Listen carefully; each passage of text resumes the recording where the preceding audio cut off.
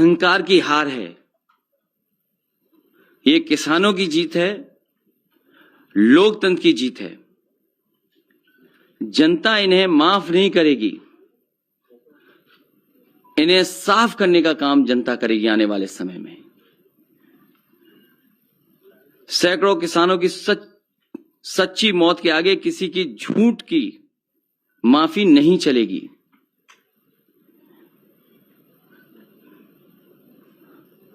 जो लोगों ने माफी मांगी है वो लोग हमेशा के लिए राजनीति छोड़ने का भी वचन दें। ये सोच रहे हैं कि दिखावटी माफी मांग करके ये फिर से या दोबारा आएंगे, ये जनता इनको समझती है। जिस तरीके से भूमि अधिग्रहण कानून लाए गए थे और काले कानून जो 3 थे ये भी वापस हुए हैं। किसान हित में तो हुए ही हुए हैं, लेकिन कहीं न कहीं सरकार चुनाव से डर गई है और वोट के लिए कानून वापस हुए हैं। उनकी नजर में किसान नहीं है। और किसानों को कितना अपमानित किया, किसानों को कितना अपमानित होना पड़ा, क्या क्या नहीं सुनना पड़ा। जिन शब्दों का इस्तेमाल किया गया कोई कल्पना नहीं कर सकता कि अन्नदाता के लिए ये शब्द भी इस्तेमाल किए जा सकते हैं। वो भारतीय जनता पार्टी ने इस्तेमाल किया और उनके सहयोगी, उनके साथियों ने हर मौके पर अपमानित किया है। और ये केवल एक की जिम्मेदारी नहीं होती है, मंत्रिमंडल की सामूहिक जिम्मेदारी होती है। अगर सामूहिक जिम्मेदारी है, न केवल मंत्रिमंडल को इस्तीफा देना चाहिए बल्कि सरकार को इस्तीफा देना चाहिए पूरा का पूरा। और फिर लखीमपुर के हत्यारे कैसे बच जाएंगे? ये सरकार की जिम्मेदारी बनती है। जहां इतनी माफी मांगी गई, कानून को वापस ले लिया गया है, वहीं ये भी तो जिम्मेदारी सरकार की बनती है कि जिस मंत्री पर आरोप है वो मंत्री अभी भी मंत्रिमंडल में है।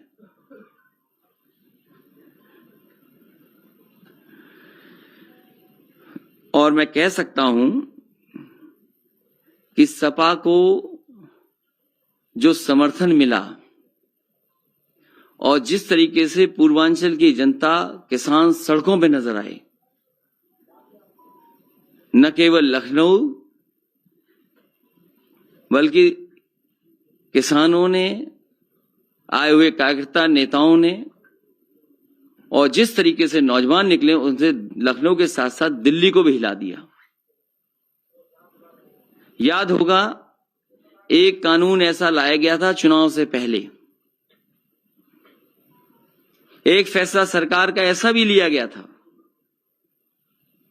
क्या उससे अर्थव्यवस्था आज उभर गई?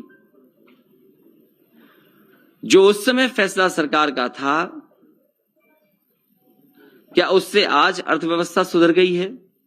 वो भी फैसला गलत था। वो तो किसी को पूछते ही नहीं है। अगर किसी को कोई याद कर रहा है अगर, तो वो समाजवादी पार्टी आज भी खजांची को याद करती है। इसलिए मैं किसानों को बधाई देता हूं, इस आंदोलन को बधाई देता हूं। और जिस तरीके से जनता का समर्थन जुटा, जिस तरीके से पूर्वांचल के किसान, नौजवान सड़कों पे आ गए, सरकार घबरा करके इन कानून को वापस ले रही है। और ये जरूरी नहीं है सरकार के लोग ऐसे हैं, हो सकता है चुनाव के बाद फिर ऐसा कोई कानून ले आए। इसका भरोसा कौन दिलाएगा कि भविष्य में ऐसे कानून नहीं आएंगे जिससे किसानों को संकट में डाला जाए? और अगर इनकी नीयत साफ होती तो आज किसानों को लाइन में लगना नहीं पड़ता खाद के लिए। किसी किसान को खाद नहीं मिल रही, डीएपी नहीं मिल रही। पूरे उत्तर प्रदेश में किसी भी किसान को धान की कीमत नहीं मिल रही।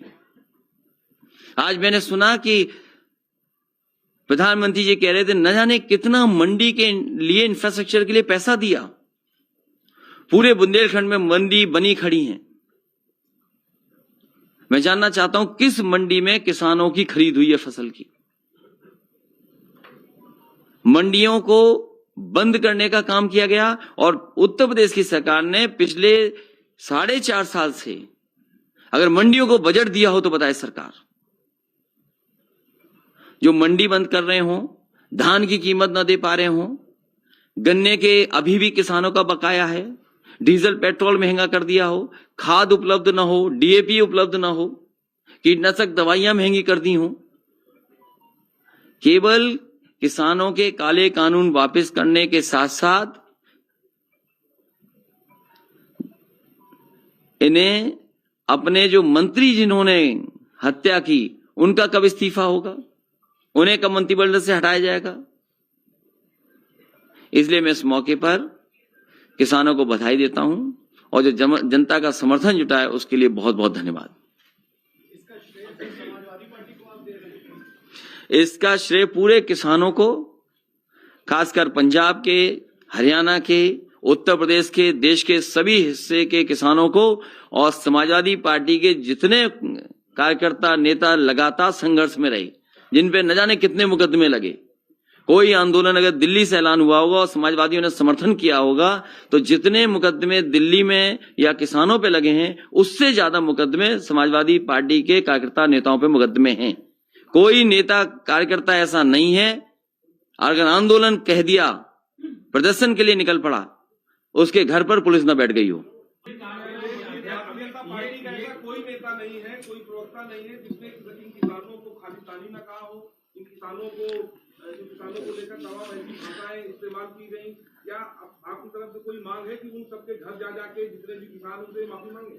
किसान इस बार इनका सफाया करेगा और जनता इन्हें माफ नहीं करेगी, किसान माफ नहीं करेगा। ये किसान इनको इस चुनाव में साफ कर देगा।